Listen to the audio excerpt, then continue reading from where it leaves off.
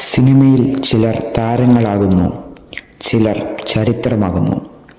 ശ്രീനിവാസൻ അവരിൽ ഒരാളല്ല. അദ്ദേഹം ഒരു ചോദ്യമാണ്. 1956 ഏപ്രിൽ 6 കണ്ണൂരിലെ ഒരു സാധാരണ മധ്യവർഗ കുടുംബത്തിലാണ് ശ്രീനിവാസൻ ജനിച്ചത്. ആഡംബരങ്ങളില്ലാത്ത ജീവിതം, സിനിമയിലേക്കുള്ള എളുപ്പവഴികളില്ല.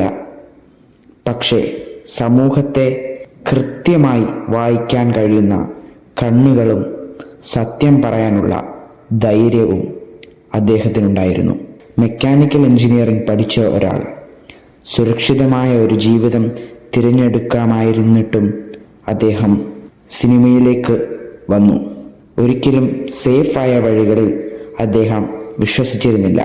അദ്ദേഹം കണ്ടത് പറയാൻ ആരും ധൈര്യപ്പെടാത്ത കപടതകളായിരുന്നു, ചോദ്യം ചെയ്യാൻ മടിച്ചിരുന്ന ചാരിതങ്ങളും.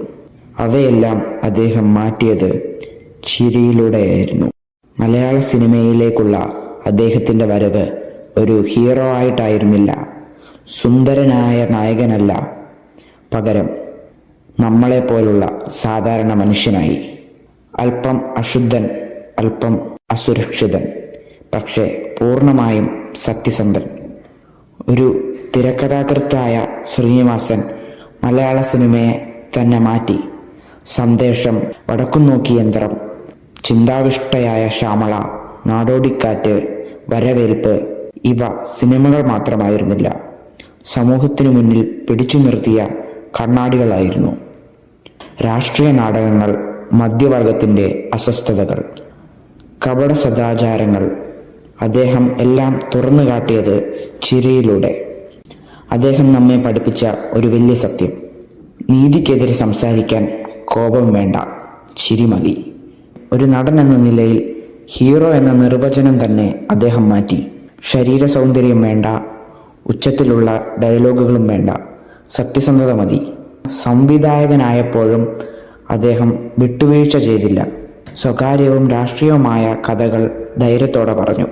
വിമർശനങ്ങളും വിവാദങ്ങളും ഉണ്ടായപ്പോൾ പോലും ശ്രീനിവാസൻ ശബ്ദം മൃദുവാക്കിയില്ല. ജനപ്രിയതയേക്കാൾ സത്യത്തിനായിരുന്നു അദ്ദേഹത്തിൻ്റെ വിശ്വാസം. അദ്ദേഹത്തിൻ്റെ ജീവിതം നമ്മോട് പറയുന്ന പാഠം ഇതാണ്: ഉച്ചത്തിൽ സംസാരിക്കേണ്ടതില്ല, ശക്തനായിരിക്കാനായി സത്യസന്ധനായാൽ മതി. ശ്രീനിവാസന്റെ പാരമ്പര്യം അവാർഡുകളിലോ കളക്ഷനുകളിലോ മാത്രമല്ല, ചോദ്യം ചെയ്യാൻ പഠിച്ച ഓരോ പ്രേക്ഷകനിലും അത് ഇന്നും ജീവിക്കുന്നു.